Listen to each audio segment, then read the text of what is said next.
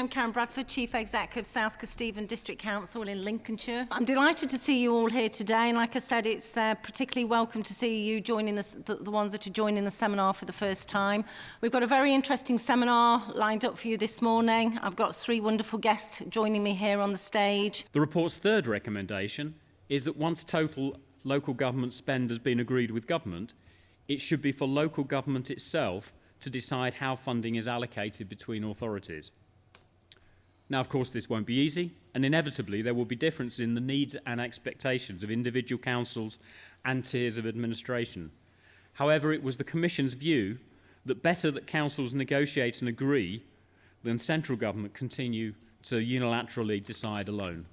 So in conclusion, for too long, local government has been built on the shifting sands of an ever-changing system of taxation, funding formula and regulation that has seen short-term finance prioritised over long-term planning and investment.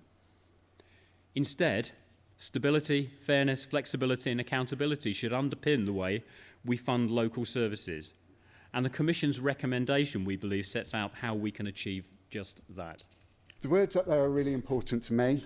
First one is better basics. We do better basics. We've got laser, we've got KCS, that actually we just do incremental growth. So we're always reviewing our performance, our efficiencies, how we can actually maintain that incremental growth. We have to be agile. Agility has been key, certainly over the last few years. I talk about KCS, our education supplies business. The first lockdown, obviously all the schools shut, so we had no business at all. We very, very quickly mobilised to look at how could we support families across the South East with homeschooling resources.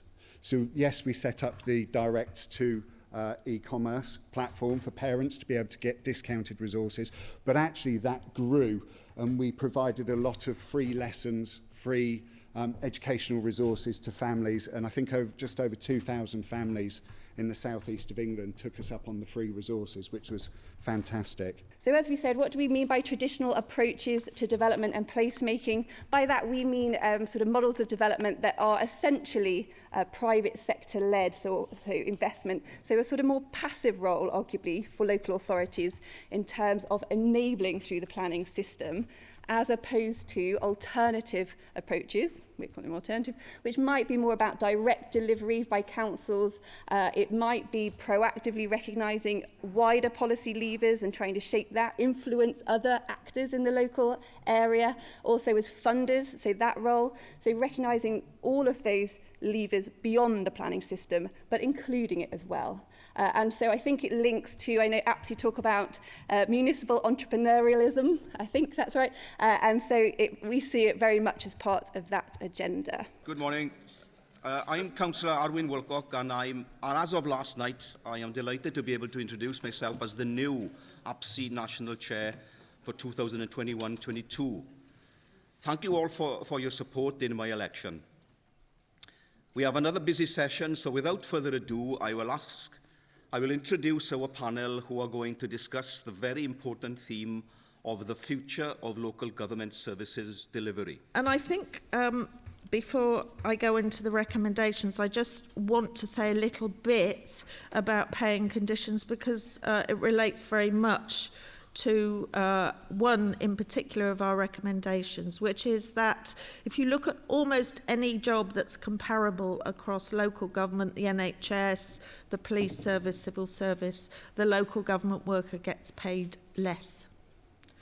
And our research showed, for instance, that a vast majority of local government workers were earning less than average earnings in 2018, and we are arguing for local government to have equal recognition, equal resourcing with the rest of the public sector, and that must apply to paying conditions too. And there is no reason why a social worker in local government should be paid less than a social worker in the NHS, or a cleaner in local government should be paid less than a cleaner in the police service. And that is the case at the moment, and it needs to be dealt with and is part of the gender pay gap problem.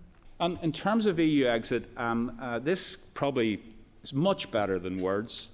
So To the north of that slide is Ireland. To the south of it is Northern Ireland. And if that's politically incorrect, I don't care.